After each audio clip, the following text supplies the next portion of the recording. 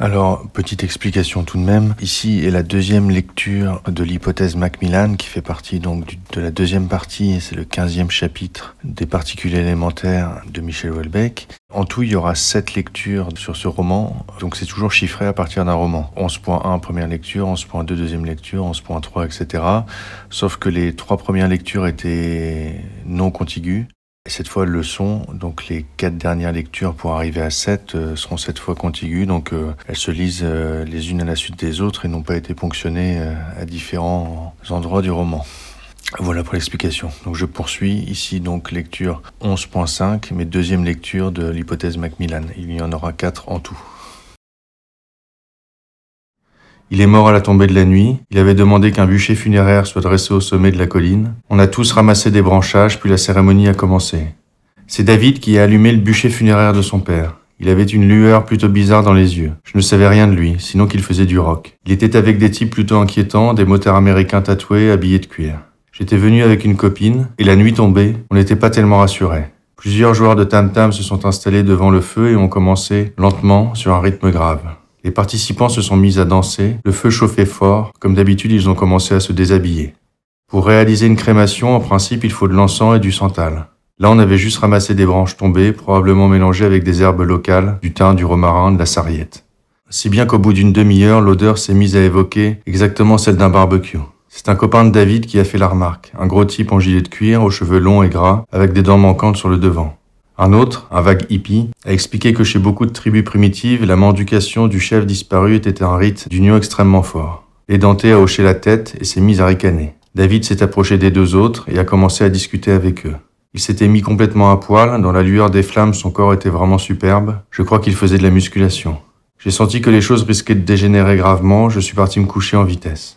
Peu après, un orage a éclaté. Je ne sais pas pourquoi, je me suis relevé, je suis retourné vers le bûcher. Ils étaient encore une trentaine qui dansaient, complètement nus sous la pluie. Un type m'a attrapé brutalement par les épaules.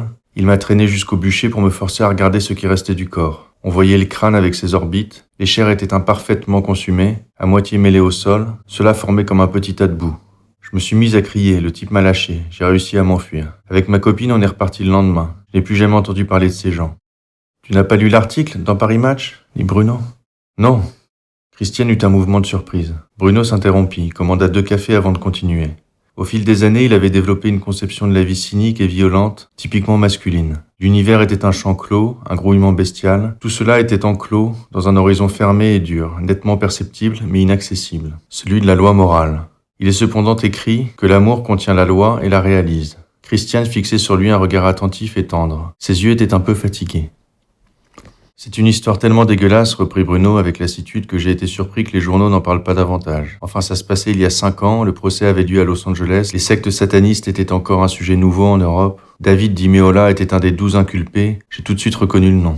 Il était un des 2 seuls à avoir réussi à échapper à la police. D'après l'article, il s'était probablement réfugié au Brésil. Les charges qui pesaient sur lui étaient accablantes. On avait retrouvé à son domicile une centaine de cassettes vidéo de meurtres et de tortures, classées et étiquetées avec soin. Sur certaines d'entre elles, il apparaissait à visage découvert. La cassette projetée à l'audience représentait le supplice d'une vieille femme, Mary McNalhan, et de sa petite fille, un nourrisson.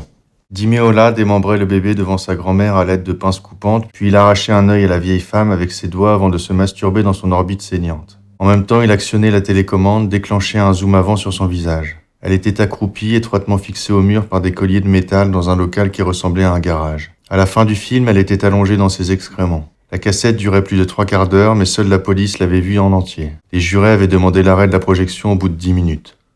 L'article paru dans Match était en grande partie la traduction d'une interview accordée à Newsweek par Daniel Macmillan, le procureur de l'État de Californie. Selon lui, il ne s'agissait pas seulement de juger un groupe d'hommes, mais l'ensemble d'une société. Cette affaire lui paraissait symptomatique de la décadence sociologique et morale dans laquelle s'enfonçait la société américaine depuis la fin des années 50. À plusieurs reprises, le juge l'avait prié de rester dans le cadre des faits incriminés. Le parallèle qu'il établissait avec l'affaire Manson lui paraissait hors de propos, d'autant que Di Meola était le seul des accusés pour lequel on pouvait établir une vague filiation avec la mouvance beatnik ou hippie.